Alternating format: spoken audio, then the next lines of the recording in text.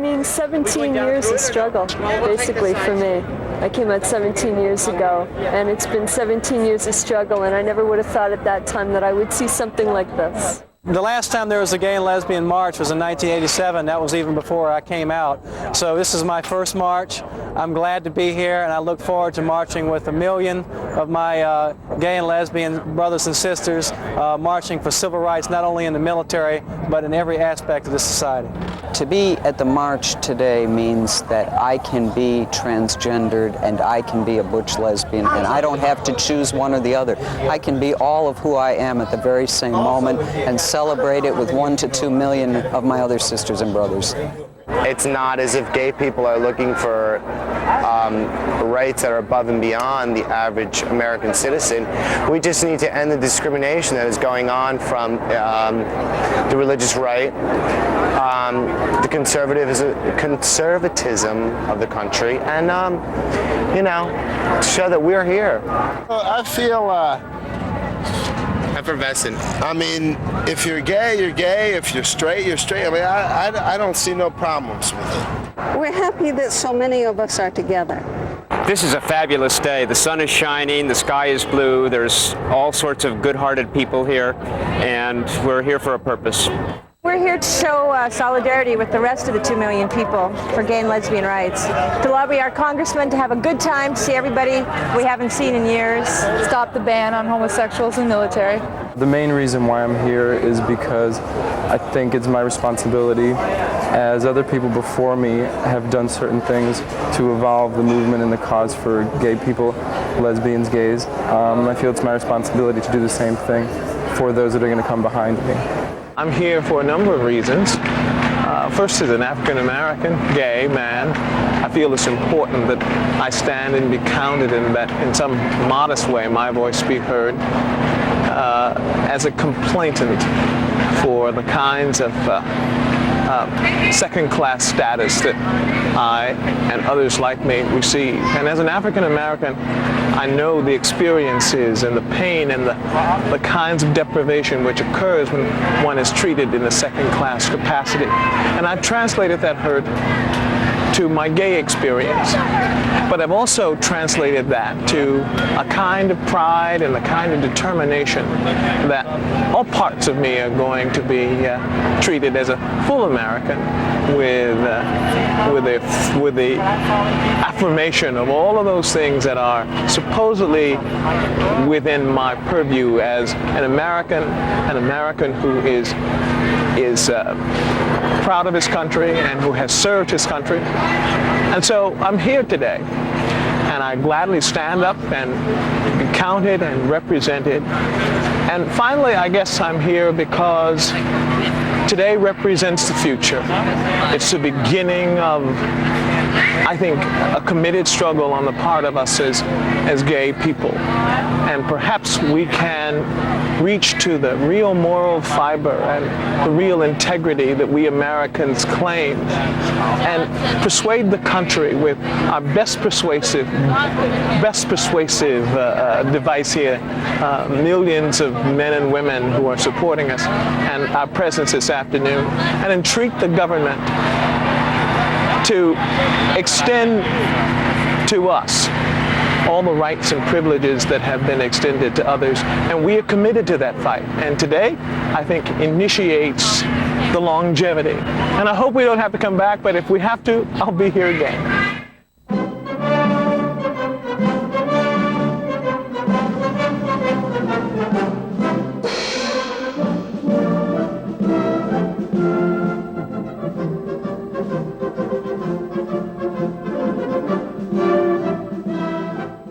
On April 25th, 1993, over 1 million people went to Washington. They went for a number of reasons. Some wanted to get married.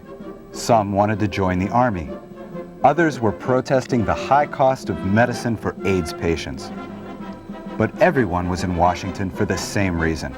They were fighting for their civil rights. Because they are gays, lesbians, and bisexuals, these people are treated differently than other people. And these marchers went to Washington to change that. America watched the march on television. What they saw was the big picture. the parade, the entertainers, the speakers. But always remember, the march was about people, and 1 million people had 1 million different reasons for going to Washington. In the next hour, you'll meet some of these very special people and hear their fascinating stories. Listen to them, and you'll come to understand what the march was all about. These are brave Americans involved in a fight for their personal freedom.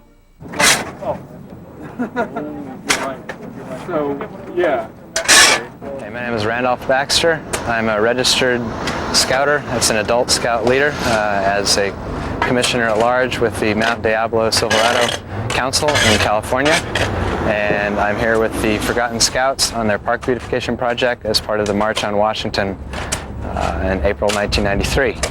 And I believe that Boy Scouts policy restricting gay and lesbian people from being part of the Boy Scouts or any scouting organization is unfair, and that's why I'm standing up as a registered scout leader to show support for the people here who've been kicked out, and at risk of being kicked out myself, I am willing to stake my professional scouting career, or at least adult volunteer career, on my belief that policy of not allowing homosexuals in Boy Scouts is wrong. And we're here today. I come as a person who's earned the Eagle Scout Award. That's what this patch here is for, adult leaders, and a World Scout Award, earned 1979 and 1989 respectively. And I served for 3 years as the program director or assistant camp director at my local scout camp, where I had to deal with a lot of issues of moral integrity amongst the scout staff there, which I was one of the counselors for.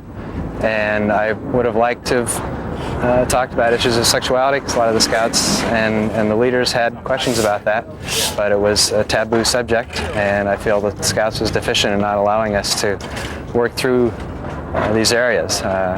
As a Christian, I also feel it's important that we can talk about morality in scouting and show a proper moral climate and proper sexual behavior and respect toward other human beings, and I believe scouting can show that, but it can't if it demands that people who are homosexual stay in the closet or be drummed out of scouting. It's not a fitting role model that I, as an Eagle Scout, believe that I should be upholding.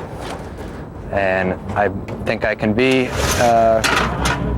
openly gay person and be a scout leader at the same time, and I'm saddened and angered that the Boy Scouts doesn't believe that. I believe that our position as Scouts upholds truth and integrity as to who we are, and respect and concern for other human beings, and that should be taught in a sexual context as well, which the Boy Scouts do not allow at this time. I'm Fred Foy from Los Angeles. I'm with my boyfriend Hi, and we're here to march for equal rights so people stop hassling us and give us the same fair shake that all the other Americans deserve. I thought it was really pretty poor form that Boy Scouts should be discriminated against, especially young kids, especially kids that are in their teens when it's time for them to find their own identification, and for them to be excluded by one of the most unifying and productive organizations for kids in this country was really bad.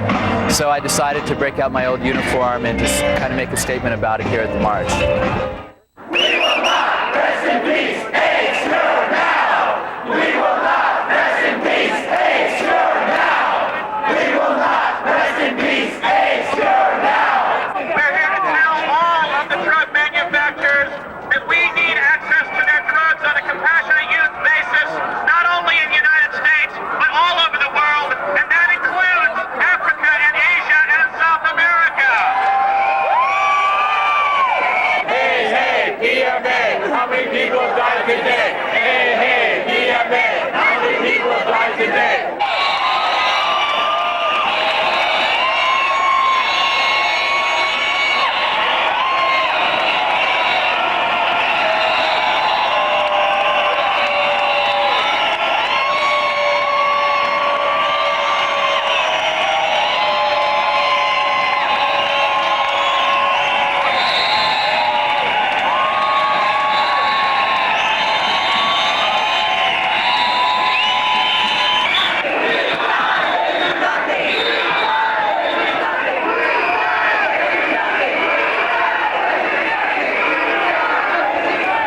I'm ready to stand up for myself, who and what I am, my brothers and sisters.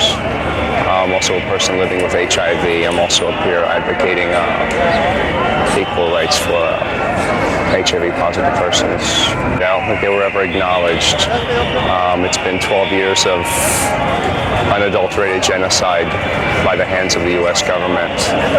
We've been left to die. I don't really follow governmental rule. I've never been one to be told what to do or how to act or how to behave or who to be or what to be. Hence, I'm healthy with HIV. I never bought what it was I was supposed to do with the disease, which was, in the end, die. I was diagnosed terminal 4 years ago, when I've outlived that diagnosis by not believing it.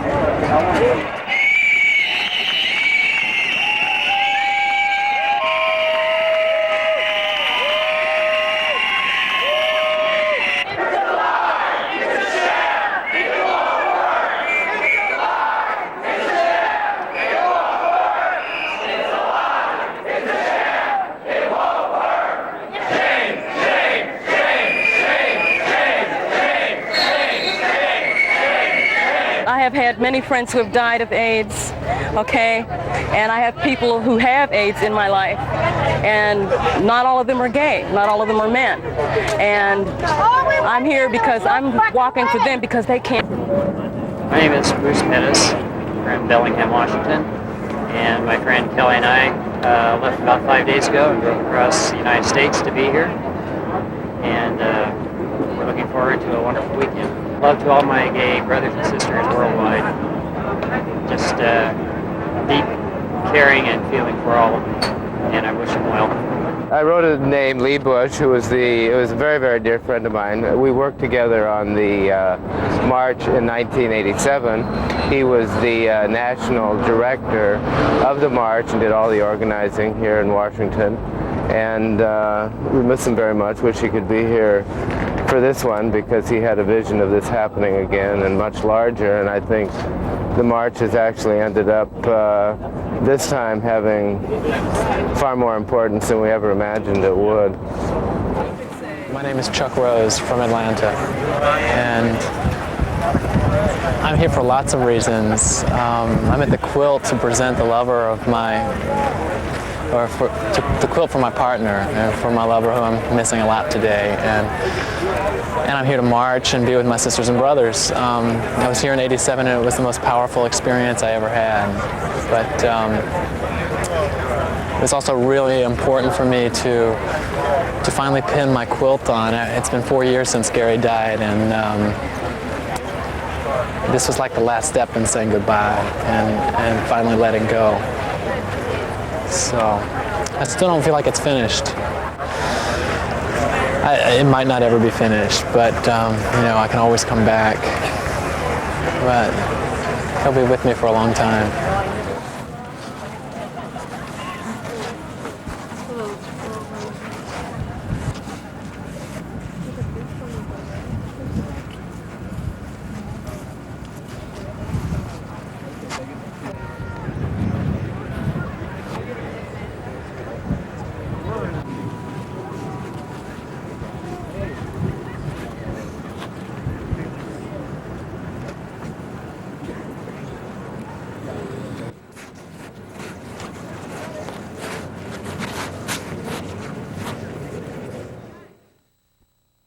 Congratulations to all the celebrants at this joyous event. I say celebrants because today we celebrate in the eyes of our friends, family, and the God of our own understanding, the love we feel for our spouses, partners, and significant others. And we welcome you to DC, which if Pat and I get our way, will be the first place in the country to legalize same-sex marriage. When someone asks you, why do you want to marry? It may be difficult to put the answer into words. However, we all know that the answer is that need which touches the spiritual bone in each and every one of us to couple. Whether we are gay, lesbian, bisexual, transsexual, transgenderist, or straight, all people have that need to share our lives. I'm Peter Goodman. I'm Curtis Miller. And we're from New Haven, Connecticut. We're here to make a commitment to our family values, a healthy relationship between two gay people for 11 years. We love it and we want to be here with all our family. We demonstrate peacefully here today as first-class American voters and taxpayers, yet we are relegated to second-class status when we demand the right to couple legally. Let me put our elected officials on notice, even though they're few and far between to find around here today. The first thing I want to say is that marriage is a civil right for everyone. We demand it in our lifetime, and we demand every right that our tax dollars pay for heterosexual couples in this country. It's time to stand up and look America directly in the eye and say, I am not a second-class citizen. I demand immediate equality now in all aspects of life. I demand the right to marry, to freedom of religion, to serve my country. We are not talking about crotch politics. This is not a movement about sexual orientation. It is not a movement from the waist down. We are talking about the right to love.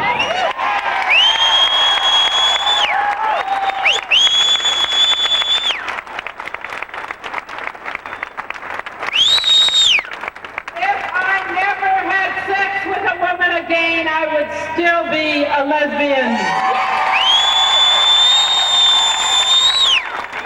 I would not be a happy lesbian. We are brave enough to live in the light. We are brave enough to step out of the closet. We are brave enough to recognize that we love each other, that we have a right to love each other.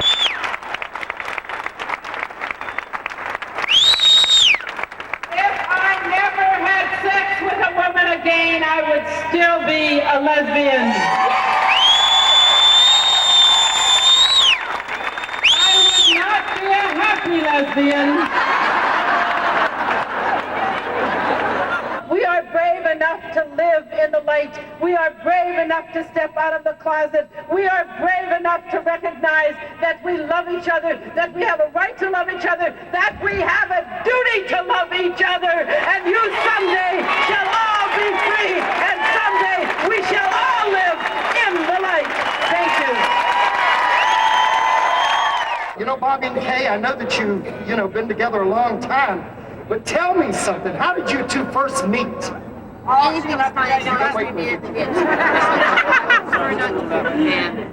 We met in a bar where it's the only place she could meet me. She had friends in our time. And I was there dancing with two gay guys. And I see Bobby. And then I tell myself, that's it.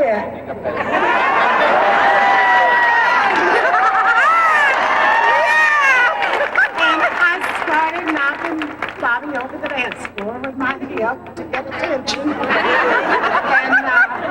then I started my little journey into working on Bobby. And it's ended here. Jim Busby, 71 years old, and Dusty Keys, 66 years old, who have been together for 46 years. Dusty, how did y'all meet? Uncle Sam put me into his bedroom.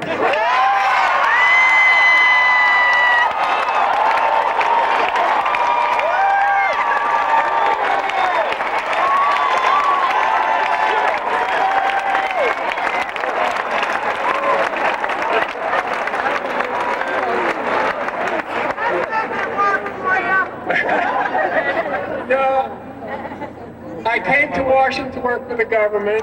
He was already living here.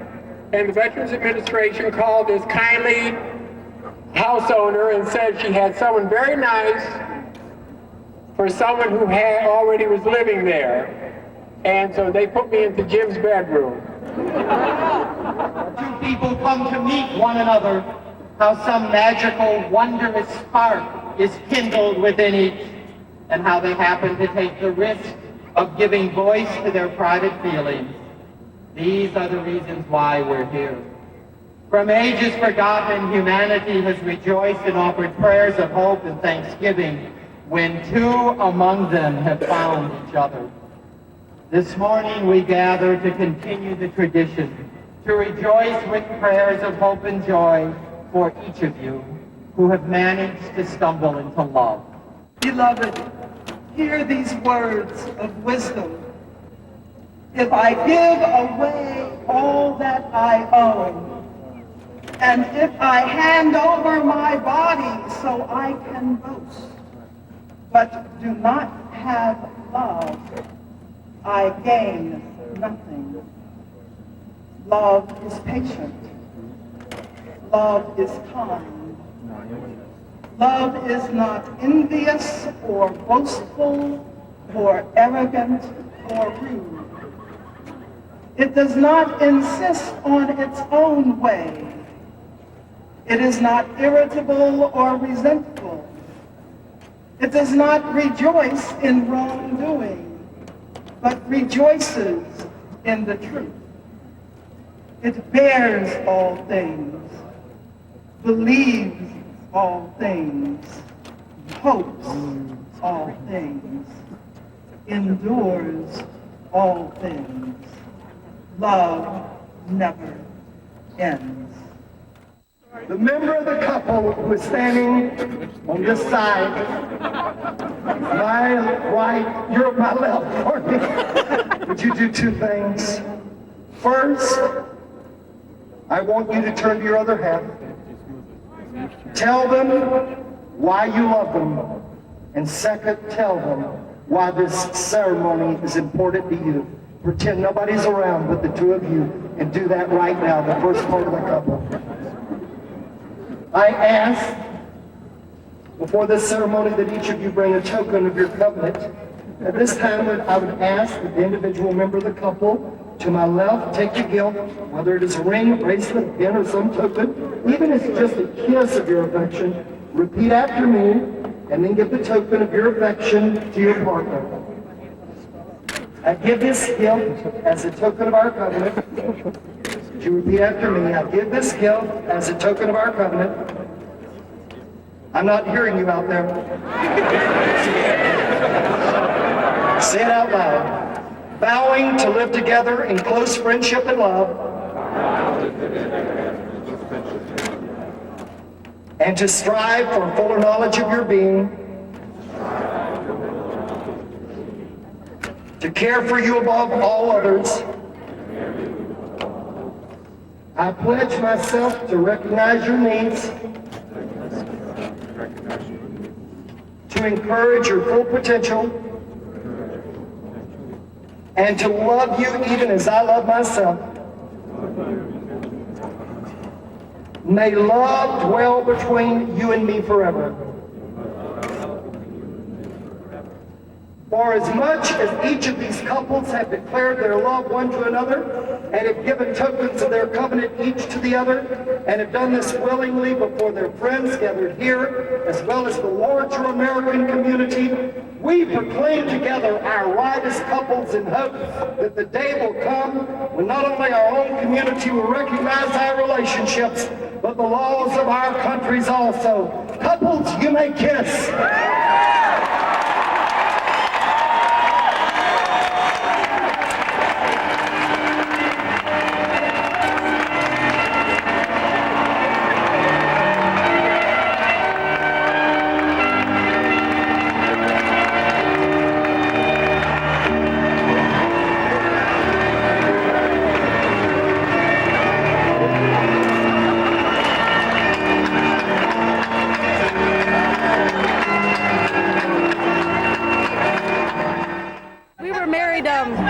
year ago, almost a year and a half ago, and we did it in private, and we wanted to do it in front of everybody. We want the world to know that it's okay for everybody to do it. It's an affirmation with people who have the same belief systems that we do. It's showing pride, and it's the only place where we could feel what we're feeling right now.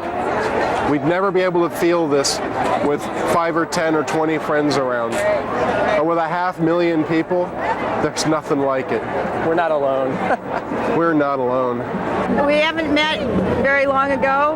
We've been having a telephone relationship for almost a year, and I just moved to LA to live with Marge, and the next day we came here.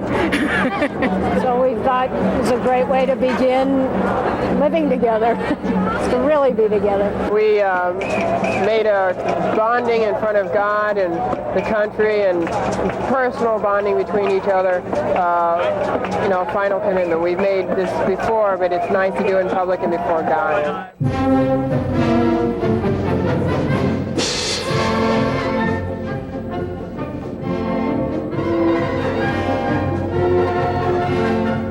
My name is George Ubogi.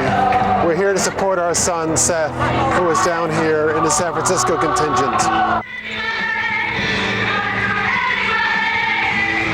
I'm Frances Pentlarge, and I'm here because I have 2 gay sons. And I want them to have the same civil rights that everyone else does except gays and lesbians. I'm from Maine, they're from Massachusetts. They live now in Massachusetts, which has a civil rights law. In Maine, we are fighting very hard to get a civil rights law. It has just passed the House and Senate, and our governor is threatening to veto it, but we think maybe we do hope to change his mind or change his heart.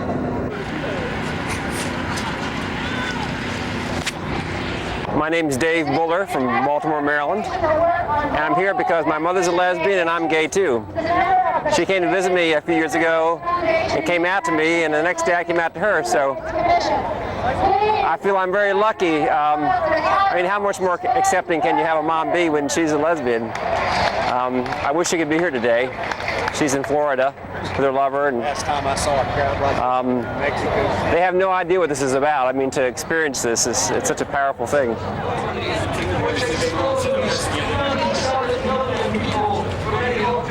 My sister, she came down with me, and yes, I'm bisexual. She's bisexual. And, she's having just as good a time as I am. I'm here because I think it's an issue of civil rights. I'm hetero, totally straight. I don't have a problem with my sexuality, and I think a lot of heterosexuals in America do. And I think the issue of civil rights, and I think it's an issue that one could go to war for. My name is Bill Hertz. I'm from Virginia, and I'm here because gay and lesbians and bisexuals and transgender people are all discriminated against, and it's really a bunch of crap. They are. I came because I'm in support of it. I'm very involved in the gay community. My family is involved in the gay community. And we just wouldn't have it any other way. There's nowhere else we'd be today but here. I'm not gay, I'm bisexual. I'm married to a woman, and we're both very involved in the gay community. The kids are all very supportive of gay rights. It's never been a problem for us. The kids have always been understanding of it. I don't know. It's different. I get a lot of looks from people saying, "I don't think you should have your kids here," type of look. But if we don't start with our kids, because my generation's already screwed. Most people in my generation are already too far off base to think straight, or to think crooked, actually. But with the new generation, with kids, we got to start with them and teach them. Let them know that gays and lesbians are just like everybody else.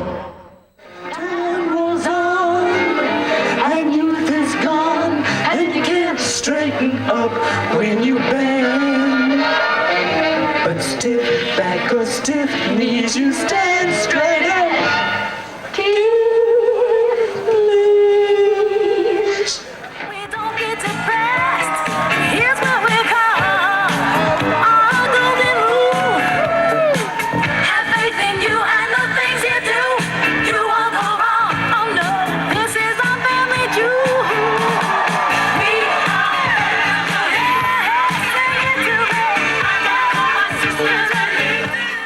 is Leslie Feinberg. I'm the author of a newly released novel called Stone Butch Blues about transgender, and I've also written a number of historical grassroots pamphlets about transgender history.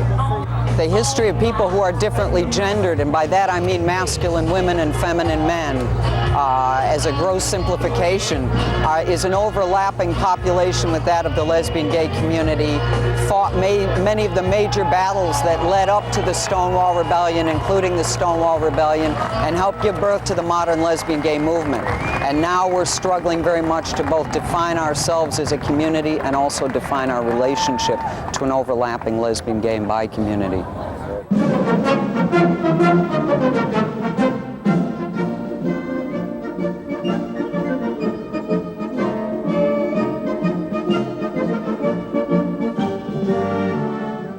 Bomb the ban?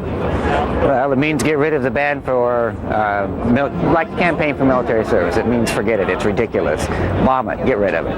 I was 101st Airborne. It was in Vietnam. Dennis was in Vietnam too, in 69, 70. I was only there 6 months. I don't have a hero story, but it's amazing how many people that we've met recently who were just simply served and did it honorably. And they had no questions about it. All these stories that are coming out right now, what really needs to be said to the American public, and is for every military person to know a military person who's been gay and been there with them. And anybody who's gay or lesbian, it's time for them to tell all of their other military friends who they are. And that's what we need to do. I was in the Army for 6 years. I did my basic training at Fort Leonard Wood. I did my, I learned to be a medical equipment repairman at Fitzsimmons Army Hospital. I think that the discrimination against gays in the military is kind of the rotten core of homophobia in all of America, the military and some of the religious institutions. I feel like we've got to clean them out, and then all of America will be able to attack homophobia. When I was actually in the Army, I was completely closeted. I was scared to death to try anything, do anything, ask anybody, do anything at all. So I pretty much lived out my entire service in the Army as if I were straight, even though I knew I was gay. I served in the United States Army for 6 years. I gave everything to defend my country, and yet I find it ironic that I do not have the same rights that I fight for. I'd also like to say that people who are saying that gays can't be in the military have probably never been in the military, and until they have and serve their country, I think they should keep their mouths shut. I think it's a total shame and disgrace that a country that was founded on certain principles does not keep those principles. I'm Karen Short. I live in northwestern Indiana. I work at the Indiana Veterans Home, and I'm a full-time college student. And I'm gay and I'm Jewish, and I came here to be counted among the millions of people that are denied our rights in this country. And until we have equality for all peoples, we're all going to be held down to some extent. I've talked to non-gays about gay people in the military, and they said there was no difference in the ability of gay people to perform in the military when needed. They are able to fulfill every obligation anyone else is able to fulfill. I work at the Veterans Nursing Home that's run by the state. It's guaranteed by our state constitution that veterans be given a place to live when they're unable to take care of themselves, either for financial, psychological, or health reasons. And most of the veterans I've talked to at the Veterans Home are very supportive of gays in the military, because they know when the government wants you, the government doesn't care what your private life is, that the government uses you when they want to, and then when they don't want to use you anymore, then they will discriminate against you. And they've all seen gays in the military at wartime, and we believe, just like everyone else, we're just as loyal as other people and just as dedicated to this great country as any other person. So therefore, I don't believe we should be denied our rights to fight and not just fight, but serve in the military. Well, the Campaign for Military Service is a tour of duty that went through 32 states, 25 cities, and what our mission was to assign a face to this issue, to personalize it for the American people, and to dispel a lot of the myths and stereotypes which surround gays and lesbians, and tell America what it really means for gays and lesbians to serve in the military. I served in the service for 4 years. I went through the ROTC program at the University of Alabama, and I came to terms with my sexual identity about 3 years years into my service. And I decided to resign my commission because, first of all, I was afraid that I would be discovered and be dishonorably discharged, and I also found myself constantly lying about who I was, and I didn't want to live a lie, so I decided to resign. Hope is what brought you to the District of Columbia today. Hypocrisy is what you have received. The people you voted for have fled the city. Ordinarily, you asked them to represent you. Today, you must represent yourselves. I'd like to tell Clinton that I appreciate his support and that I know it's a political liability for him to do so, and to keep the courage and keep it up. Ditto. As a black man, I never had to come out of the closet. I was born without walls, without doors, without curtains, without even skin as a color to protect my face. We never had a closet.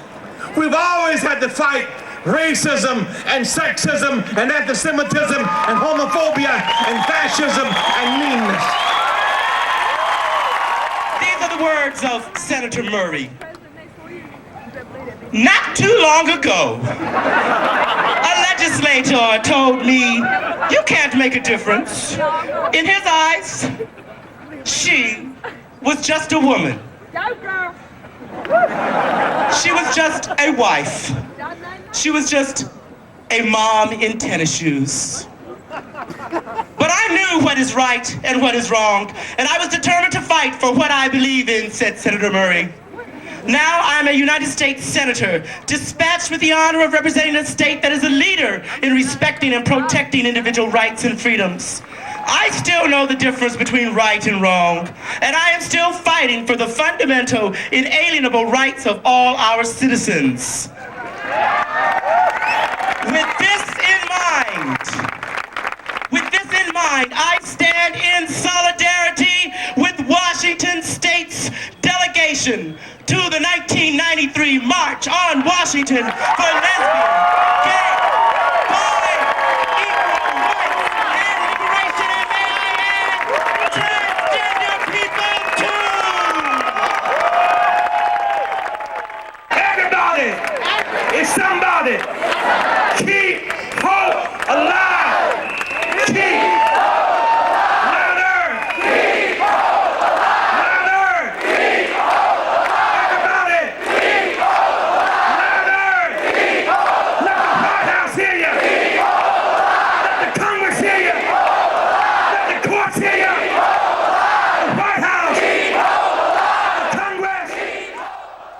the Flamingo Freedom Band from South Florida. We have about 25, 30 people from South Florida, Tampa area marching with us on the March on Washington. We even have people from Oregon who are marching with us for this wonderful historical moment here. The band is primarily just adult volunteers, people who played in orchestras and in bands in college and high school.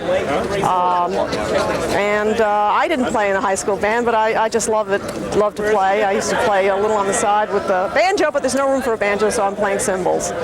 Today we're going to play, I think we're going to play a little cabaret just to warm up a little bit. Then we're going to play Taking It to the Top, which is kind of a marching thing. We're playing Be Our Guest from Beauty and the Beast, which is kind of significant since the animator was the main animator of Beauty and the Beast just died of AIDS. And so that's kind of like a little tribute there.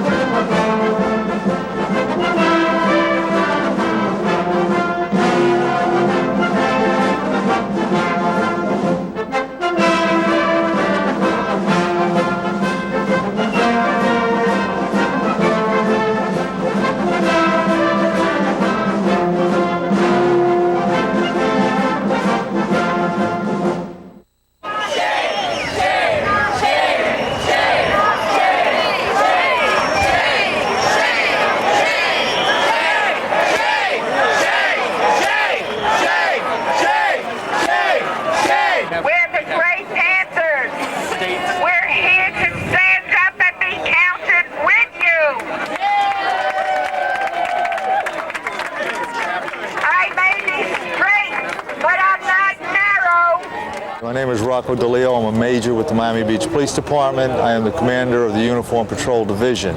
I am here with a contingency from the Miami Beach Police Department that's made up of both gay, lesbian, and heterosexual officers. And we are here to let the country know that equal rights and human rights are for everybody. And that if you do the same job, the benefits, the promotional opportunities, and even job opportunities must be based upon ability and not on sexual orientation, ethnic background, color, race, religion, or anything else. And we feel that that is the law of the land, and police departments and all governmental agencies must adhere to that. I am Ambrose Sims. I'm a police officer for the city of Miami Beach. I started working for Miami Beach in 1980. I've been working for Miami Beach as a police officer now for 13 years. I've worked mainly in the patrol section. I'm also act as a gay liaison officer in addition to my regular patrol duties. In 1989, I came out to the public in a letter to the Miami Herald. In that letter, I stated that I would no longer remain silent about the discrimination that gays and lesbians face in American society. I will always continue to speak up on behalf of fighting discrimination against people on the basis of sexual orientation. My name is David Plesko. I was up here doing training for gay and lesbian police officers. I guess what's kind of unique is I'm a heterosexual, that's up here doing the training. But the reason I came up here is it's good for our city, it's good for our police department, and it's good for our community that we're representative of our community. I'm thrilled that I was invited to come out. I think that it's great. I think that it's a great opportunity to meet people, to mix with people, and to let everybody know that we fully support equal rights and human rights for everyone. Well, it was like different. I'm used to, you waving at a police car and they wave back, and I was over there by DuPont Circle and I waved at a police car and he kind of gave me a sneer. And when you're in the hotel, you sometimes see some of the reactions and stuff. And I see things a little bit from your shoes, not completely, but I can see how the little slight things that people sometimes do. And let me tell you, y'all put up with a lot. This is a very significant day for me. I feel very proud to be here. I feel we have a long road to go on the struggle for equality, but I am very, very proud to see so many gays and lesbians and bisexuals all standing together fighting for equality. It's a very important step.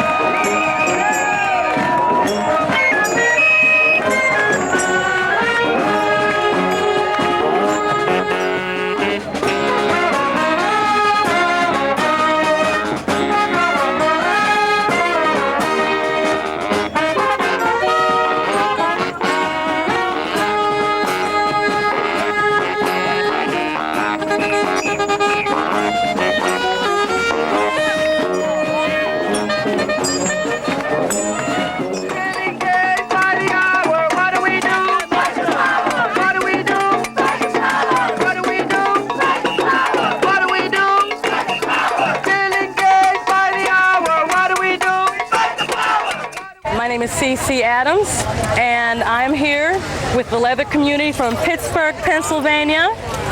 I am marching with my sisters and brothers because my theme song, People Have the Power, was the theme song of the march this year. My tape is coming out.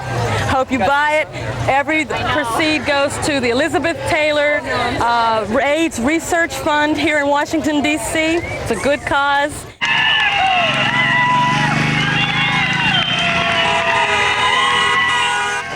a dyke on bikes, but the thing is my bike isn't here. I came down in a van, but the only thing I can tell you that riding on a bike, it's the only way once it gets into your blood. I ride with another bike club called New Brotherhood in Pittsburgh, Pennsylvania, and I'm also an associate member of the Crucibles Leather Club in Pennsylvania. So I represent more than one group here, you know, as a cross-dresser, as a lesbian, as a bisexual, you know, as a black woman. You know. I represent more than one group, so I'm here for everybody as well as myself. I'm Jim, this is Kathy, and this is Stuart, and we're from Tallahassee, Florida, and we drove all the way up here in one night for about 16 hours, and then we got here and it was 3 hours before check-in time, so we had to crash out in the car. And then we slept all day Saturday and woke up Saturday night, and everything was off kilter then, and we went back to bed and finally got up fresh and refreshed for all of this. So we're glad to be here. We're tired, we're bitchy, we want our rights now. We're tired, we're bitchy, we want our rights now. We're tired, we're bitchy, we want our rights now. From what I've read, the march organizers and the city of DC is saying that there was just over a million people.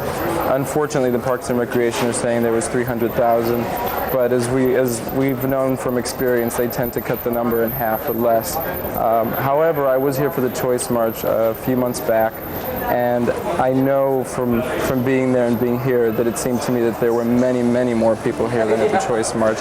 As a matter of fact, that march took about 2 hours for everybody to walk through, and this one took about 6 hours. And the Park Service settled on a number of 500,000 for that, so I'm sure that we were much closer to 1 million than even to 500,000 or 300,000. Looking back and to think that they would say that there were 300,000 of us when there were far over 1 million of us. One of my greatest lessons through personal experiences and this march added to it in the last 6 months has been that the powers that be are not always honest. The powers that be do not always tell us the exact truth.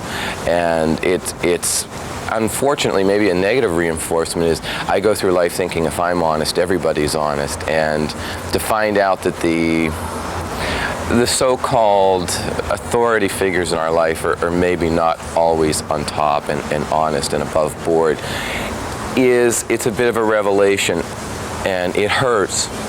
But I hope that it doesn't make me jaded in that sense. But it has been it's been a difficult lesson for me. What did the march mean to me? It meant one of the best and most positive things that I've done for myself in a long time. It was a very uplifting and happy occasion, I guess. It just reminded me how good it feels to be able to be free and open and expressive without having to fear any repercussions or retributions. It was a joyful event, seeing all the different types of people from all over the country getting together in such a positive way. I think it also, for me, meant that it was like taking a step towards liberation for everybody, in the sense that, you know, for us gays, liberation, you know, being able to be open and all that, and for straights to liberate them from their prejudices and their misunderstandings. I think that overall it was a positive step towards understanding and liberating the whole country, I think. Looking back, I would say that the march, it inspired me. I still have those days when, being in America, I look over my shoulder and I question my own visual sexuality, as far as like are my gestures being observed as queer mannerisms. But knowing that I can step above that and say, hey, I'm here, you know. And I think living in Europe for 2 years, I got a taste of that, and going to DC reminded me of, you know, not necessarily, you know, a lot of people will say that it was like a queer nation, and I agree, for the nightlife and everything, it really was. It was a queer nation.